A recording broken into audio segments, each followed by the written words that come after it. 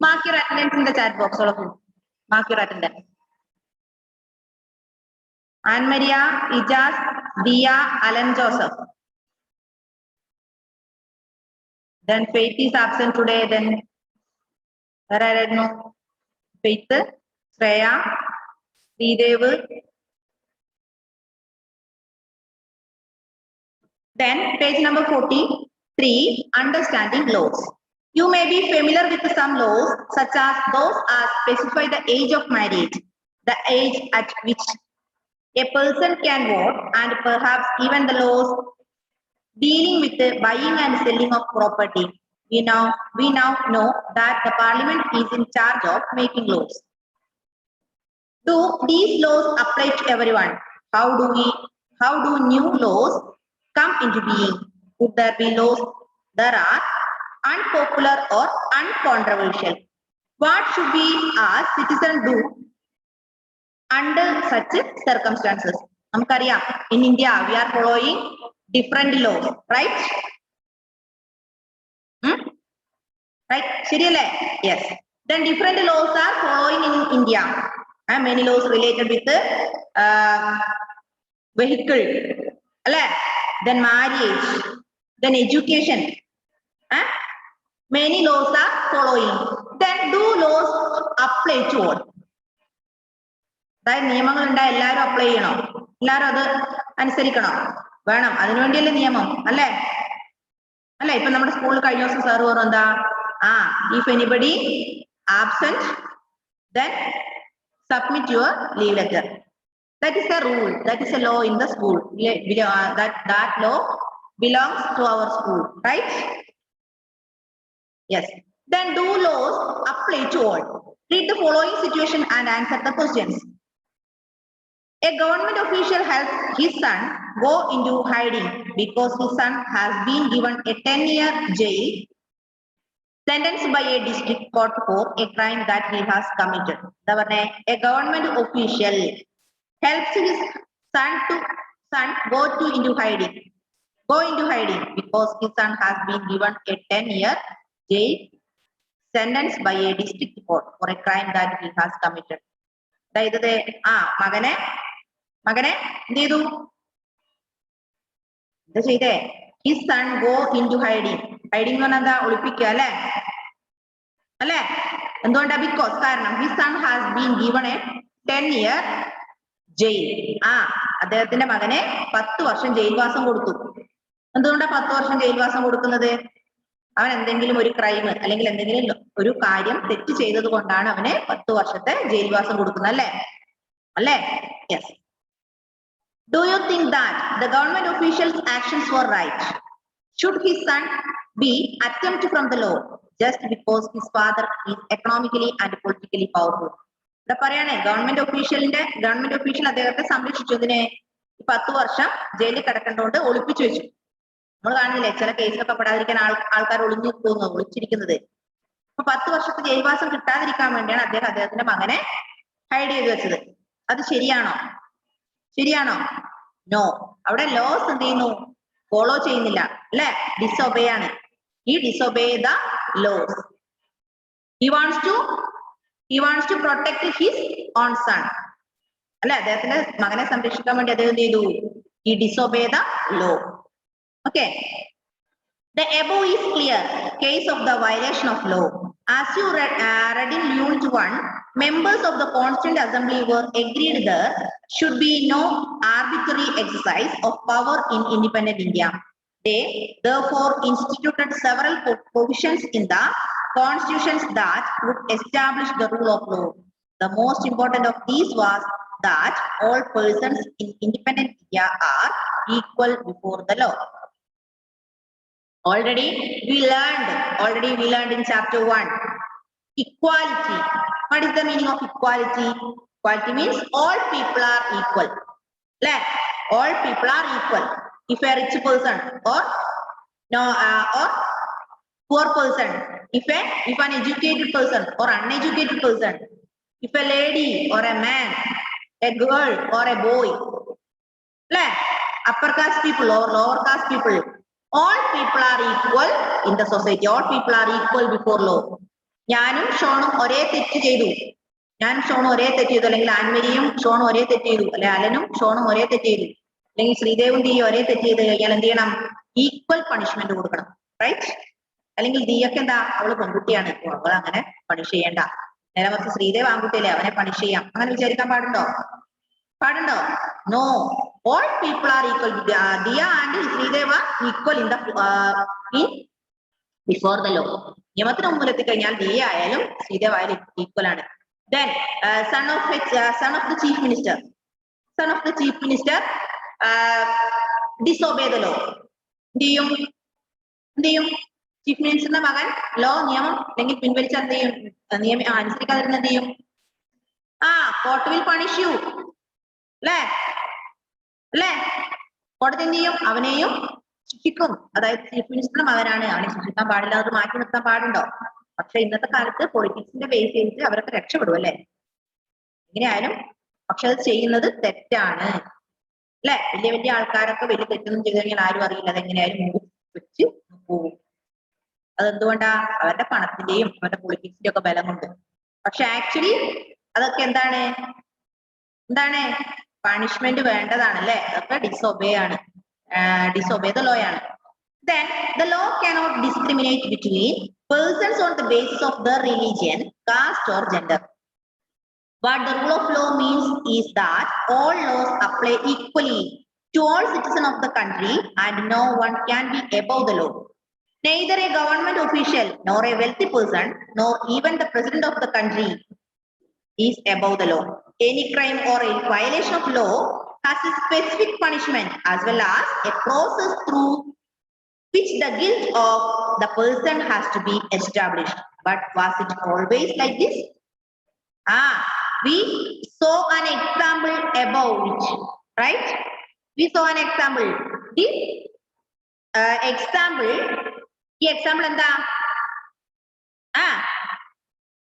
ഈ എക്സാമ്പിൾ എന്താ? എല്ലാവർക്കും ഒരുപോലെയാണ്, അല്ലെ? അതായത് പ്രസിഡന്റ് ഓഫ് ഇന്ത്യ ആയാലും പ്രൈം മിനിസ്റ്റർ ഓഫ് ഇന്ത്യ ആയാലും ചീഫ് മിനിസ്റ്റർ ഓഫ് കേരള ആയാലും നമ്മളായാലും എല്ലാവർക്കും ഒരേപോലെ ഈ നിയമം ബാധകമാണ്, അല്ലെ? ഇനി ക്രിസ്ത്യാനിയാണ്, ഹിന്ദു ആണ്, അല്ലെങ്കിൽ അങ്ങനെയൊന്നും പറഞ്ഞ് എന്ത് ചെയ്യാൻ പാടില്ല, അവർക്ക് ഒരു കൺസിഡറേഷൻ കൊടുക്കാൻ പാടില്ല. All people are equal before the law, no one can above the law. ഒരാളും നിയമത്തിന് മുകളിലില്ല. No one can above the law. നമ്മൾ പറഞ്ഞു, if a person completed 18 years old, that person must have right to vote. Then the son of prime minister അല്ലെങ്കിൽ son of chief minister has completed only 17 years old. Chief മിനിസ്റ്ററിന്റെ അല്ലെങ്കിൽ prime മിനിസ്റ്ററിന്റെ മകന് 17 വയസ്സേ ഉള്ളൂ. He cannot vote. അവൻ ഒരിക്കലും എന്ത് ചെയ്യാൻ പറ്റില്ല, വോട്ട് ചെയ്യാൻ പറ്റുമോ? ചീഫ് മിനിസ്റ്ററിന്റെ മകനാണ് അല്ലെങ്കിൽ പ്രൈം മിനിസ്റ്ററിന്റെ മകനാണ്, 17 വയസ്സിൽ പോയി വോട്ട് ചെയ്തോന്ന് പറയാൻ പറ്റുമോ? നോ, അല്ലെ? That is a law. All people obey the law. All people must obey the law. All people are equal before the law. No one can above the law. Okay. Yes. Then പിന്നെ നമ്മൾ പറഞ്ഞു, in the case of two-wheeler vehicle, അല്ലെ? We want license to drive the vehicle on the road, right? നിങ്ങൾക്ക് പറ്റുമോ? Can you drive a vehicle on the road? Why? You have no license. നിങ്ങൾക്ക് എന്തില്ല? Licence ഇല്ല. നാളെ നിങ്ങൾ പറയാണ്, ഒരു 5000 രൂപയായിട്ട് RT ഓഫീസിൽ പോയിട്ട് പറയാണ്, I want a license. Do you get? കിട്ടുമോ? അല്ലെ നാളെ 5000 എടുത്ത് നിങ്ങൾ 10,000 കൊണ്ട് പോയിട്ട് പറയാണ്, I want a license, please give me. ലഭിക്കുമോ? No, because what is the reason? എന്തുകൊണ്ടാ? You have only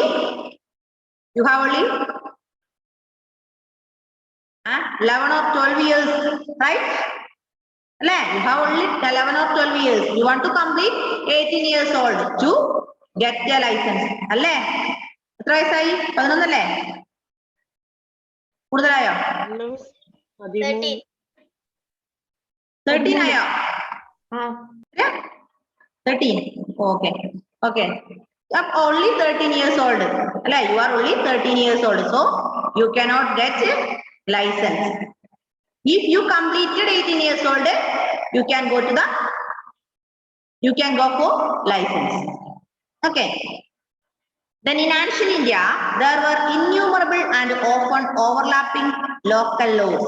Different communities enjoyed different degrees of autonomy in administering these laws. Among them, in some cases, the punishment that two persons received for the same crime varied depending on their caste backgrounds, with lower caste being more harshly penalized. This slowly began to change as the system of law began to further evolve during the colonial period. In ancient India, there were no innumerable and often overlapping local laws. Different communities enjoyed different degrees of autonomy in administrating in these laws. In some cases, punishment that two persons received for the same crime. അതായത് രണ്ട് വ്യക്തികൾ ഒരേ കുറ്റം ചെയ്തു കഴിഞ്ഞാൽ varied depend on their caste backgrounds. എന്താ പറഞ്ഞേ? During the ancient period, two persons received for the same crime. Same crime varied depending on the caste background. അവന്റെ കാസ്റ്റ് ബാക്ക്ഗ്രൗണ്ട് നോക്കിയിട്ട് അവന്റെ പണിഷ്മെന്റിൽ ചെറിയൊരു വ്യത്യാസം ഉണ്ടാവും. ഇപ്പൊ അല്ല, not now, during the ancient period, right? Ancient period അങ്ങനെ ഒരു സംഭവം ഉണ്ടായിരുന്നു. After that, many laws introduced in India. Many laws introduced in India and we must follow that laws. If anybody disobey the law, the court will punish us. Right? Yeah. Then it is often believed that it was the British colonialists who introduced the rule of law in India. Historians have disputed this claim on several grounds, two of which include: first, that colonial law was arbitrary, and second, that Indian nationalists played a prominent role in the development of legal sphere in British India. One example, the arbitrariness that continued to exist as part of British law is the Sedition Act of 1870. The idea of sedition was very broadly understood within this act. Any person protesting or criticizing the British government could be arrested without a due trial. നിങ്ങൾ മനസ്സിലായോ? ഒന്ന് വായിച്ചു നോക്കിയാട്ടെ.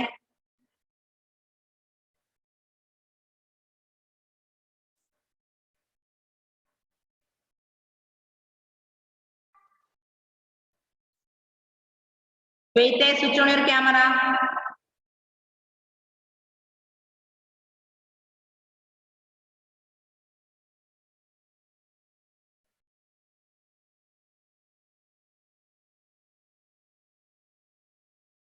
Then listen, it is often believed that it was the British colonialists which introduced the rule of law in India.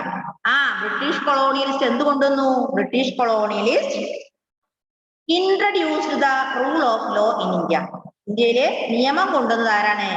ബ്രിട്ടീഷുകാരാണ്. British colonialist ആണ്. British colonialists came to India and they introduced the rule of law in India. Historians have disputed this claim on several grounds, two of which include. Historians, ചരിത്രകാരന്മാർ ഇതിനെ dispute ചെയ്തു. പല ഗ്രൗണ്ട്സിലായിട്ട് ഇതിനെ dispute ചെയ്തു. Two of which include. അതിൽ രണ്ട് കാര്യങ്ങൾ പറയുന്നുണ്ട്. നമ്മൾ പറഞ്ഞു British colonialists introduced the rule of law in India, which include two things. First one is colonial law was arbitrary. എന്താ പറഞ്ഞേ? Colonial law was arbitrary. Second one, Indian nationalists played a prominent role in the development of legal sphere in India. British colonialists introduced the rule of law in India, and historians disputed this claim in different grounds. Two of them include: first one is colonial law was arbitrary, and second one is Indian national played a prominent role in the development of legal sphere. അതിന്റെ അർത്ഥം എന്താ അങ്ങനെ പറഞ്ഞാല്?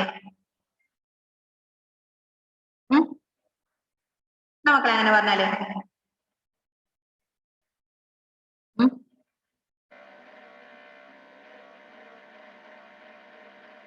എന്താ arbitrary എന്ന് പറഞ്ഞാൽ? What is the meaning of arbitrary?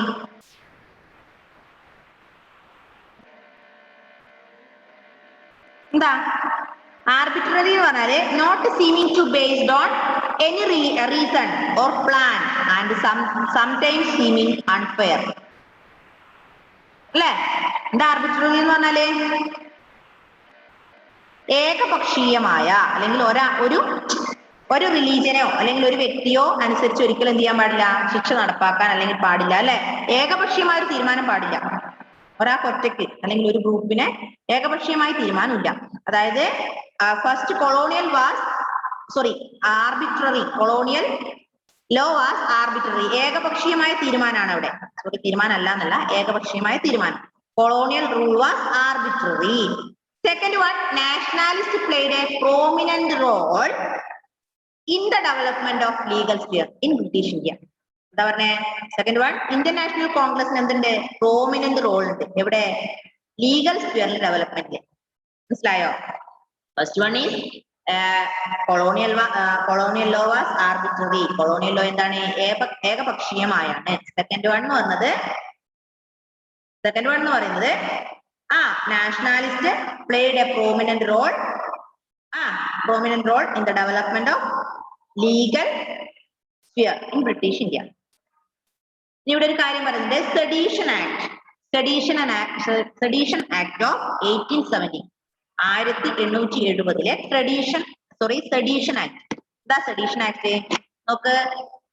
On example of the arbitrariness that continued to exist as a part of British law in the Sedition Act. The idea of sedition was very broadly understood within this act. Any person protesting or criticizing the British government could be arrested without a due trial. അതായത് പറയുന്നത് traditional act എന്താ പറയുന്നത്? Any person, ഒരു വ്യക്തിയെയും protest ചെയ്യാൻ പാടില്ല, അല്ലെങ്കിൽ വിമർശിക്കാൻ പാടില്ല. അല്ലെ? The British government could be arrested without a due trial. മനസ്സിലായോ? ഒന്ന് വായിച്ചു നോക്കിയ ആ paragraph.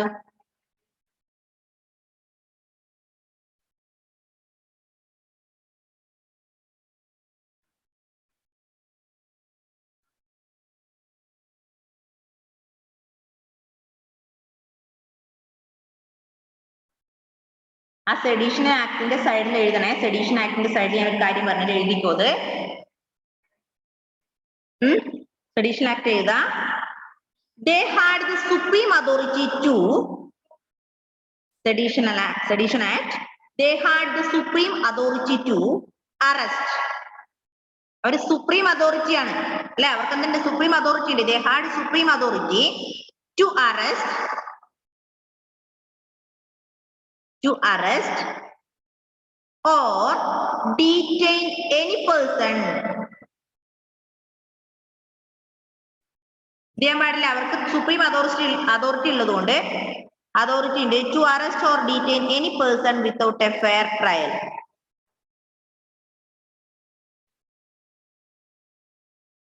They had the supreme authority to arrest or detain, D-E-T-A-I-N, detain any person without a fair. അവര് സുപ്രീം അതോറിറ്റി ആയതുകൊണ്ട് അവർക്ക് എന്ത് ചെയ്യാം? ഒരു ഫെയറും വേണ്ട അല്ലെ? അവർക്ക് അറസ്റ്റ് ചെയ്യാനുള്ള പെർമിഷൻ ഉണ്ട്.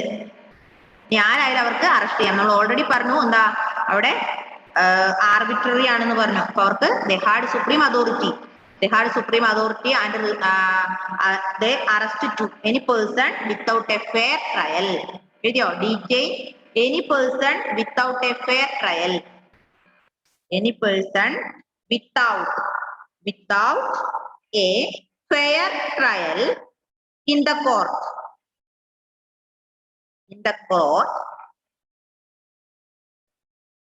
Okay.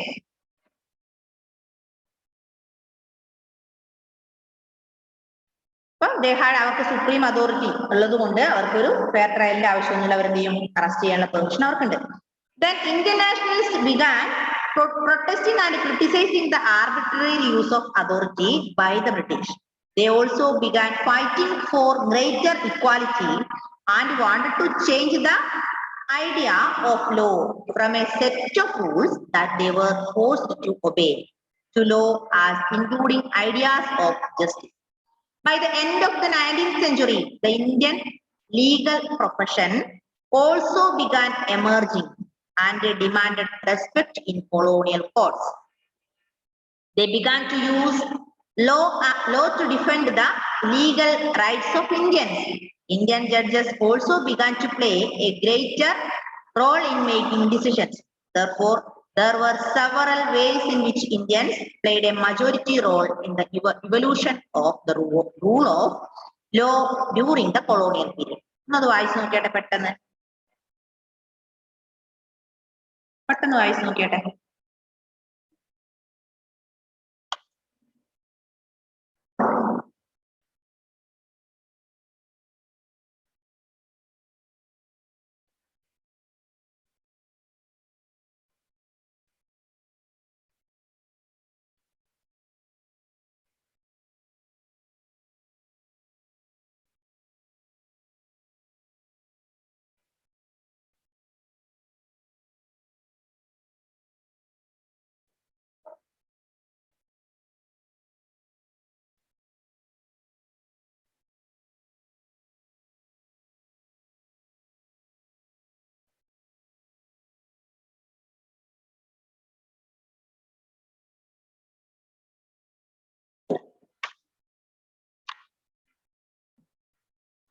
വായിച്ചോ?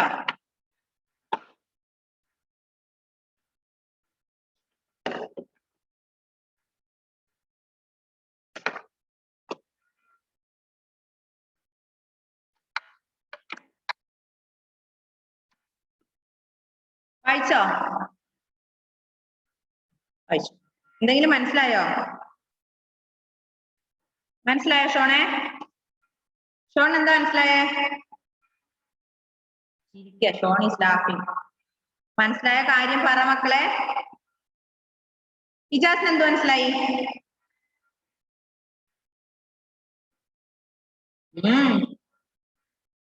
ശ്രീദേവേ, എടാ ഇവർക്കൊക്കെ നാണക്കേട്, ഒന്നും പറയാൻ പറ്റില്ല, തെറ്റിക്കോട്ടെ, കുഴപ്പമില്ല, പറ.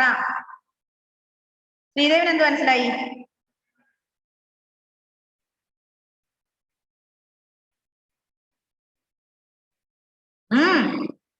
പറ മക്കളെ, പറഞ്ഞേടാ. ഞാൻ കൊറേ നേരം ഇരുന്ന് കൊറേ എന്തൊക്കെയോ പറഞ്ഞു. നിങ്ങളും കൂടെ പറ മക്കളെ. 8ാം ക്ലാസ്സിൽ CBSE സ്കൂൾ 8ാം ക്ലാസ്സിൽ പഠിക്കുന്ന കുട്ടിക്ക് ഇംഗ്ലീഷ് വായിച്ചതിന്റെ മീനിങ് മനസ്സിലാവില്ല എന്ന് പറഞ്ഞിട്ടുണ്ടല്ലോ. നാട്ടുകാർ നിങ്ങളെ കല്ല് വെറുക്കരുത്. ഇല്ലാന്ന് വേണ്ട, ഞാൻ പറഞ്ഞില്ലാന്ന് വേണ്ട. 8ാം ക്ലാസ്സിൽ പഠിക്കുക, എന്നിട്ട് അവർക്ക് ഇംഗ്ലീഷിൽ അത് വായിച്ചിട്ട് എന്താന്ന് പെട്ടെന്ന് കുറച്ചെങ്കിലും മനസ്സിലാവണ്ടേ. ഏതായാലും നവംബർ 1 സ്കൂൾ ഓർക്കാണ്, നിങ്ങൾക്ക് നല്ല കാലം.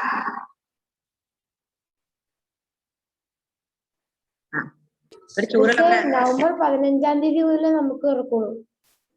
എന്താ? നവംബർ 1 മുതൽ 7 വരെ 10ഉം 12ഉം ക്ലാസ്സാ. നവംബർ 1 മുതൽ 1 മുതൽ 7 വരെ. സോറി, നിങ്ങൾ 8 ആണല്ലേ? ഓക്കെ. എന്നാലും 15 ദിവസം കൂടെ അല്ലേ കഴിയണ്ടോ അത് കഴിഞ്ഞിട്ട്? നവംബറത്താൽ നിങ്ങളെ നമ്മുടെ കൈ കിട്ടുമല്ലോ. നവംബറിൽ.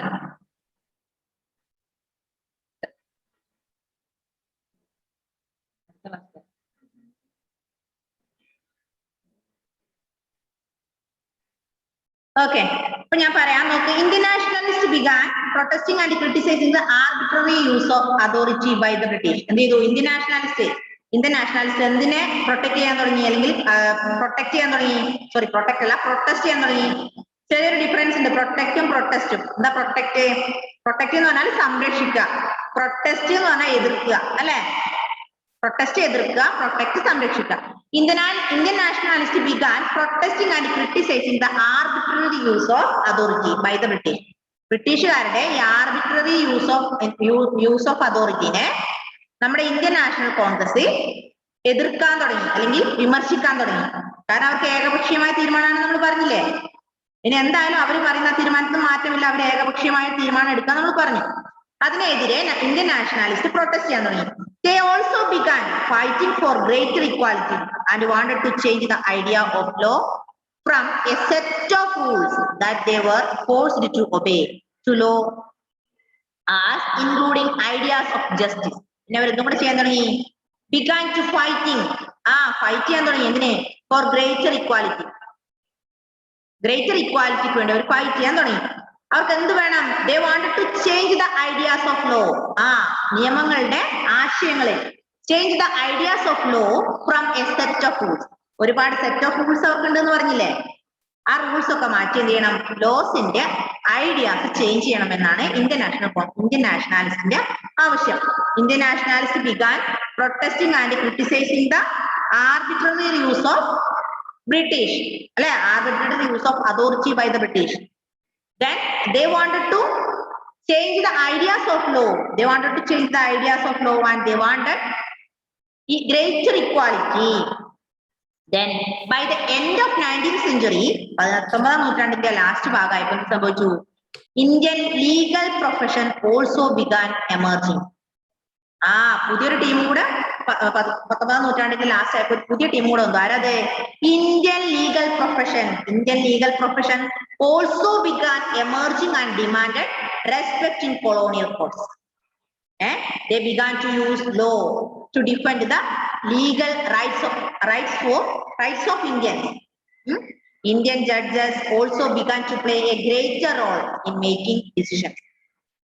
I repeat once more, Indian nationalists began to protesting the Britishers and began to criticizing the Britishers. Began to criticizing and protesting the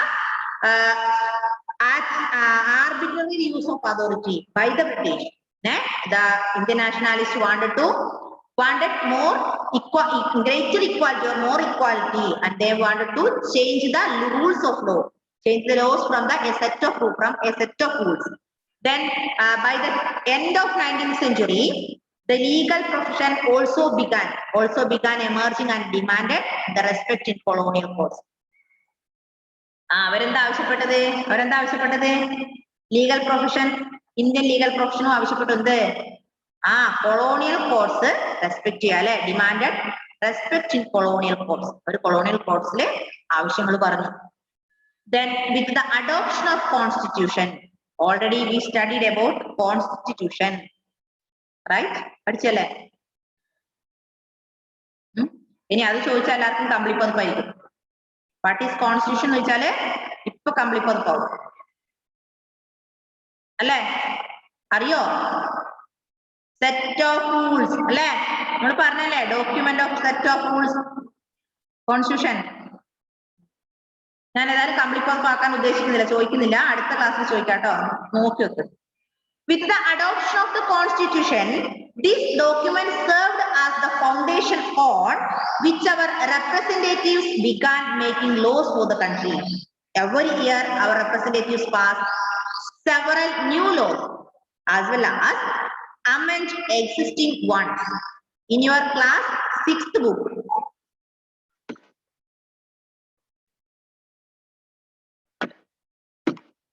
in your class 6th book, you read about the Hindu Succession Amendment Act 2005. According to this new law, sons, daughters, and their mothers can get an equal share of family property.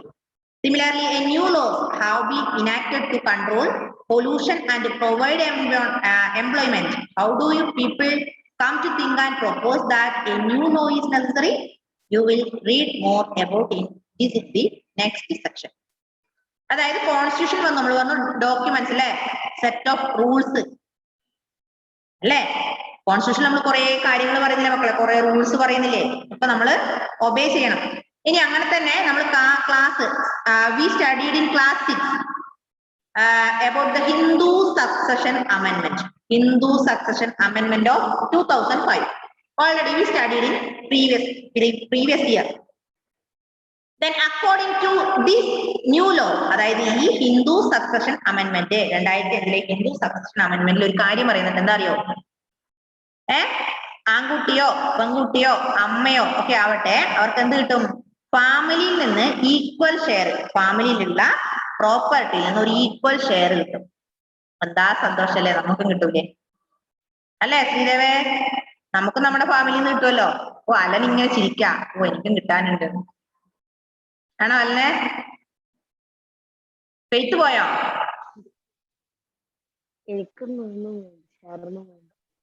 എങ്ങനെ? എനക്ക് ഷെയറൊന്നും വേണ്ടെന്ന്. ഷെയറൊന്നും വേണ്ട. Okay, എനിക്ക് എന്നേക്കിടാ എന്നാലേ, നിനക്ക് വേണ്ടെങ്കില് ഞാൻ ചോദിക്കട്ടെ.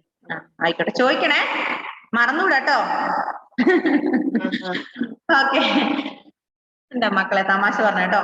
അപ്പൊ നോക്ക്, ഹാൻമരി ചിരിക്കുക. അപ്പൊ ഹിന്ദു സക്സഷൻ അമെന്റ്മെന്റില് ഒരു കാര്യം പറയുന്നുണ്ട്. ഹിന്ദു സക്സഷൻ അമെന്റ്മെന്റ് ഓഫ് 2005 അതായത് according to this new law, sons, daughters and their mothers, അതായത് മക്കള്, ആൺകുട്ടിയോ മകനോ മകളോ അല്ല അവരുടെ അമ്മയോ ഒക്കെ ആയിക്കഴിഞ്ഞാൽ അവരുടെ അമ്മയ്ക്കൊക്കെ ഫാമിലിയിൽ നിന്ന് ഈക്വൽ ഷെയർ കിട്ടും. നമ്മൾ കണ്ടിട്ടില്ലേ, നമ്മുടെ അച്ഛന് 1 ഏക്കർ സ്ഥലം ഉണ്ടെങ്കിൽ എന്ത് ചെയ്യും? അത് 3 മക്കളുണ്ടെങ്കിൽ 4ആയിട്ട് ഡിവൈഡ് ചെയ്യും. അല്ലേ? അല്ലെ? എന്തിനു വേണ്ടിയാ അത്? എന്തിനു വേണ്ടിയാ? എന്തിനു വേണ്ടിയാ? നമ്മുടെ ലാസ്റ്റ് ക്ലാസ്സിൽ ആബ്സെന്റ് ആയ ആരെങ്കിലും ലീവ് ലെറ്റർ ഇല്ലാതെ കേട്ടിട്ടുണ്ടോ? അലൻ ലീവ് ലെറ്റർ കൊടുത്തായിരുന്നോ കഴിഞ്ഞ ദിവസത്തെ ആബ്സെന്റിന്റെ? അൺമ്യൂട്ട് ചെയ്ത് പറഞ്ഞേ. അൺമ്യൂട്ട് ചെയ്ത മോനെ. അലൻ ജോസഫ് കൊടുത്തായിരുന്നോ? ഓക്കെ. ആരെങ്കിലും ഉണ്ടെങ്കിൽ ക്ലാസ് കയറ്റുകയോ വേണ്ട, ഇറക്കി വിട്ടാൽ മതി. ലീവ് ലെറ്റർ ഇല്ലാതെ ഒരാൾ ക്ലാസ് കയറ്റണ്ട. നേരത്തെ ഉണ്ടല്ലോ കേട്ടോ. കേട്ടില്ലേ? ഞാൻ പറയണ്ടല്ലോ. Okay. Okay, then Hindu Succession Amendment Act of 2005, a new law means sons, daughters and their mothers can get an equal share of family property. അല്ലേ? അതായത് 1 ഏക്കർ സ്ഥലം ഉണ്ടെങ്കിൽ അച്ഛനും അമ്മയ്ക്കും 2 മക്കളാണെങ്കിൽ എന്ത് ചെയ്യും? 3 ഷെയർ വെക്കും. മകന് 1 ഷെയർ, മകൾക്ക് 1 ഷെയർ, അച്ഛനും അമ്മയ്ക്കും 1 ഷെയർ. അല്ലേ? അല്ലേ? അങ്ങനെയല്ലേ? ഇനി നിങ്ങളുടെ വീട്ടിലും ഉള്ള സ്ഥലത്ത് 1 ഷെയർ നിങ്ങൾക്ക് കിട്ടും. ആ നിങ്ങൾക്ക് കിട്ടിയ ഷെയറിൽ നിങ്ങൾ അഡ്വാൻസ് ഉണ്ടാക്കുന്നൊക്കെ കൂടി നിങ്ങളുടെ മക്കൾക്ക് നിങ്ങൾ കൊടുക്കും. അല്ലെ? ആ മക്കൾ വീണ്ടും അവർക്ക് കുഞ്ഞു മക്കൾ ഉണ്ടാവുമ്പോ, അവർക്ക് കുട്ടികൾ ഉണ്ടാവുമ്പോ അത് ഷെയർ അവർ കൊടുക്കും. അങ്ങനെയല്ലേ ഈ ലോകം ഇങ്ങനെ മുന്നോട്ട് പോയിക്കൊണ്ടിരിക്കുന്നേ? അല്ലേ? ഇപ്പൊ നമുക്ക് കാണുന്നൊക്കെ നമ്മൾ സ്വന്തം ഉണ്ടാക്കിയതാണോ? ആ 7:45 അനിയത്തി ക്ലാസ് ഉണ്ട്, 3rd ക്ലാസ്സിന്. ക്ലാസ് കട്ടായില്ല അല്ലെ? ഓക്കെ ഓക്കെ, ലീവ് ചെയ്യാൻ മോനെ. മോ ലെഫ്റ്റ് ആയിക്കോ, കുഴപ്പമില്ല. അപ്പൊ ഓക്കെ ബൈ. വെയിറ്റ്, ബാക്കിയുള്ളവർ വെയിറ്റ് ചെയ്തൊന്ന് പറഞ്ഞു നിർത്തട്ടെ. അപ്പൊ Hindu succession amendment act of 2005 can according to this new law, daughters, sons and their mothers can get equal share of family property. Similarly, new laws have been enacted to control pollution and provide employment. അല്ലെ? നമുക്കറിയാം എവിടെയെങ്കിലും പോകുമ്പോൾ pollution check ചെയ്യാനൊക്കെ ഇല്ലേ? ഇപ്പൊ different laws are following in India. Then all people should obey the law. If anybody violated against the law, അല്ലെങ്കിൽ if anybody is against the law, the court will punish. All people are equal before law. No one can above the law. Okay?